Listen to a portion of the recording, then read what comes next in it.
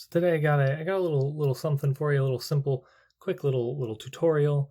We're going to be building some display stands. Now these display stands, they kind of look familiar to you because they came with some collectible Star Wars figurines or something. But who cares about Star Wars? We're going to put our original characters on there. We got some good ones here. We got Urskog. We got my guy here in the middle. And we got Kervos. You probably recognizing Kervos from that Halloween short story. He's got his arcane bolt there.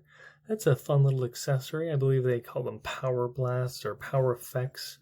And they came with superheroes or something. But that's not why we're here today. We're here to make some little display stands. Now, the main thing that makes these display stands look good to me, I think, is that there's little cards behind them. You can add a little picture or something if you wanted. Maybe some stickers. Who knows? I've got little labels on them, and I think that works pretty well. But let's go ahead and look at the pieces we're going to need. So you're going to need a little piece of card or something.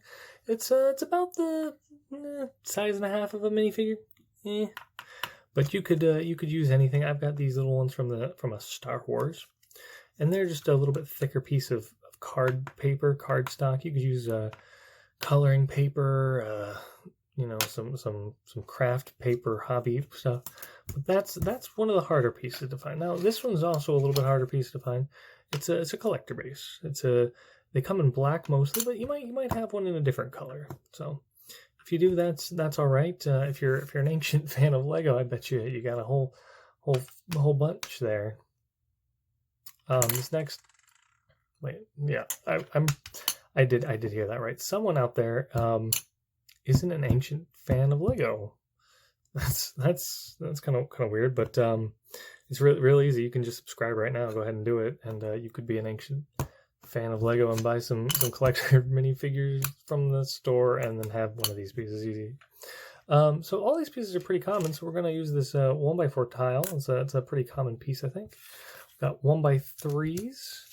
Got two of those in a darker grayish color. We went with gray and black because that's what these ones are, and you can make them all kinds of colors and make them colorful and rainbowy. And I bet it would look nice. But next up, we got these 1x1.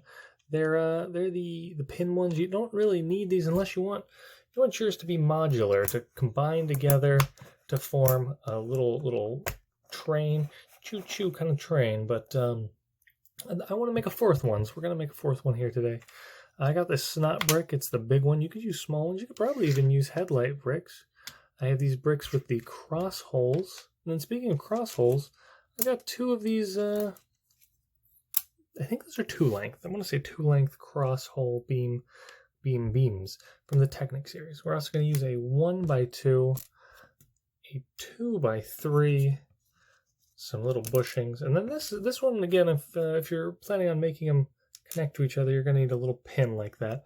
This is the no friction variety, and it kind of is maybe a little less than ideal for this situation, but it works fine. So the basic start to it is you're going to put down your 2x3 and the 1x2 on top of that. Line these guys up nice and close, and then 1x4 right on top. Nice and easy. So we got the front basically done now. We're going to put that on there.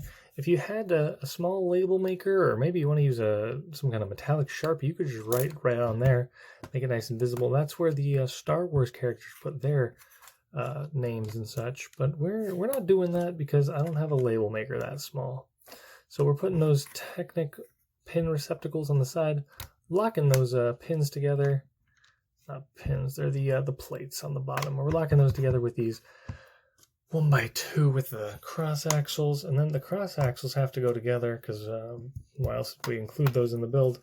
And on top is your collector plate. Now I know that plate comes in, I want to say white, gray, orange, and black with a logo of a Batman. So you could mix it all kinds of up. And we're gonna stick that on. You could just push it straight on. If you have a hole punch, you go ahead and hole punch those and make it nice. And then we're going to put the pin, I think I want it over here by the monk, the priest man. I think that looks nice. Yeah, look, so we got that. Now, because I'm a professional, I went ahead and printed out a name tag for this next figure. And so I'm going to put it up nice and high. It says goat. So we can put our goat minifigure right there on it. Yeah, That's good. Look at that. That's a smart looking display for your minifigures, and it's cheap as heck. It's just a handful of pieces. You can make dozens of them. They're all common pieces, with the exception of the paper, like I said. But you can make the paper yourself. Heck, if you wanted to, stick some bricks up if you want it. I have fond memories of looking through the Lego catalog as a kid and seeing they had Star Wars and I believe NBA and Power Miners or Rock Miners or something figures, and they came in little 3-packs with cards on the back, and it just always seemed like a nice little way to display and collect figures. And I think this is kind of the spiritual successor to that. I know it wasn't a terribly long video, but I hope that it was a nice calming video for you guys, and maybe gave you some ideas about displaying your minifigures. I've got other ways to display minifigures, but this is something new, and I think we can work with it. So if you haven't already become an Ancient Fan of Lego, there's a subscription box here in the middle.